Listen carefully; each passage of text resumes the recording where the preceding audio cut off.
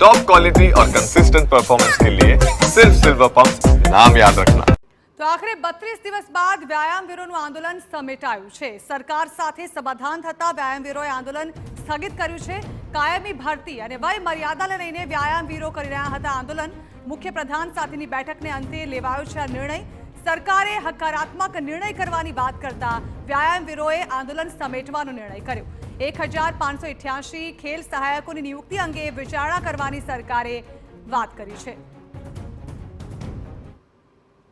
आज 1588 જે ખેલ સહાયકો છે એમનો પણ સમાવેશ આગામી જે ભરતી થાય એમાં ઉંમરની જે એમની મર્યાદા છે એમાં આમનો સમાવેશ કરવામાં આવે એ દિશામાં પણ માનનીય મુખ્યમંત્રીશ્રીએ અધિકારીશ્રીઓને સૂચના આપી છે અને એ સંદર્ભે આજે ખેલ સહાયકો સાથે પણ આ વિષયમાં ચર્ચા કર્યા બાદ જે 32 દિવસથી આંદોલન ચાલી રહ્યું છે એ આંદોલન હાલ પૂરતું ખેલ સહાયકોએ સ્થગિત કરવાનો નિર્ણય કર્યો છે।